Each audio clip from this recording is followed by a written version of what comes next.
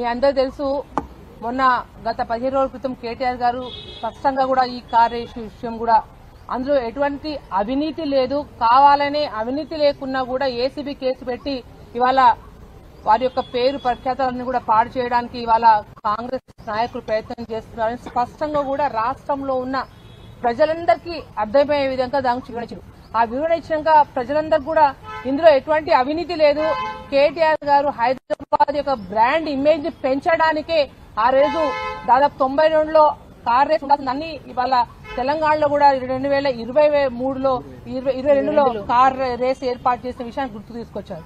వాస్తవంగా నేను కాంగ్రెస్ నాయకులు ఒకటే ప్రశ్నిస్తా ఉన్నాం, అంటే హైదరాబాద్ యొక్క బ్రాండ్ ఇమేజ్ పెంచడం కేటీఆర్ గారు చేసిన తప్పాలను ప్రశ్నిస్తున్నాం. మీరు ఒకసారి ఆలోచించండి, ఇవాళ హైదరాబాద్ లో ఫ్లైఓవర్లు వచ్చినాయన్నా కూడా ఎన్నో ప్రపంచం నుంచి ఎన్నో కంపెనీలు వచ్చినాయన్నా కూడా కేటీఆర్ వారి యొక్క ప్రత్యేకమైన చొరవతో ఇవాళ హైదరాబాద్ యొక్క బ్రాండ్ ఇమేజ్ ప్రపంచ పటంలోనే హైదరాబాద్ ఒక ఇమేజ్ పెంచిన స్థాయి మా కేటీఆర్ గారు తీసుకొచ్చిండ్రు. నిన్ననో ఇవాళ మీరు ఒక ఫ్లైఓవర్ ఓపెన్ చేస్తారు, అది కూడా మా హయాంలోనే మా కేసీఆర్ గారి యొక్క నాయకత్వంలో కేటీఆర్ గారు మున్సిపల్ శాఖ మంత్రిగా ఉన్నప్పుడు వారు ప్రారంభం చేసిన దాన్ని ఇవాళ మీరు ఓపెన్ చేసినారు. అంటే ఏ కార్యక్రమం చేసినా, ఏది మొదలు పెట్టినా, ఏది కంప్లీట్ చేసినా కూడా పూర్తిగా కూడా బీఆర్ఎస్ పార్టీ హయాంలో అయింది. కానీ ఒకటే, మీరు ఆ రోజు ఆ రాముడు ఎంత మంచిగా ఉన్నారు,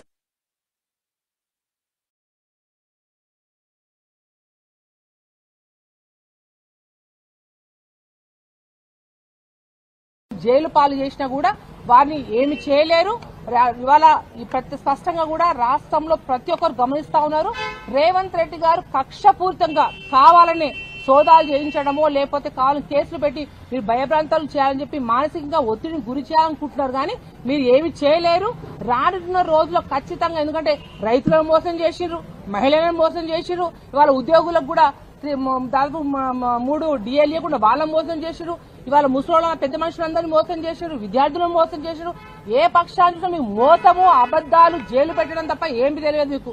కొన్ని రోజులు అల్లు అర్జున్ ఆడుకుంటారు, కొన్ని రోజులు కౌశిక్ రెడ్డిని కేసులో పెడతారు, ఇంకో రోజులు ఇంకెవరు పెడతారు. పట్నం నరేంద్ర రెడ్డి పాపం లగచర్లలో మా గిరిజన రైతుల పక్షాన కొట్లాడినందుకు ఆయన ఎన్నో జైల్లో పెడతారు. ఇక ఎటుపడి టైం పాస్ చేయాలి, డైవర్ట్ చేయాలి. ఎందుకంటే మీకు సంక్షేమ కార్యక్రమాలు ఏవైతే మీరు ఇచ్చిన 420 హామీలు అమలు చేయడం చేత కాక కాంగ్రెస్ నాయకులు దద్దమ్మలు కాబట్టే ఇవాళ డైవర్ట్ పాలిటిక్స్ చేస్తూ ఇవాళ కేటీఆర్ గారిని ఇంకా ఒక నెల రోజులు పొడిగించుకుంటూ చేయడానికి ఇవాళ చేస్తా ఉన్నాం. కానీ బీఆర్ఎస్ పార్టీలో ఉన్న ప్రతి ఒక్కరు కూడా ఇవాళ కేసీఆర్ గారి యొక్క మేము అందరం కూడా వారి యొక్క నాయకత్వంలో ఉన్నాం. మేము అందరం కూడా ఖచ్చితంగా కొట్లాడతాం, మేము ఖచ్చితంగా వారి పక్షాన ఉంటాము. రానున్న రోజుల్లో మీకు భారీ మూల్యం చెల్లించక తప్పదని మరొకసారి మీకు తెలియపరుస్తా ఉన్నాం.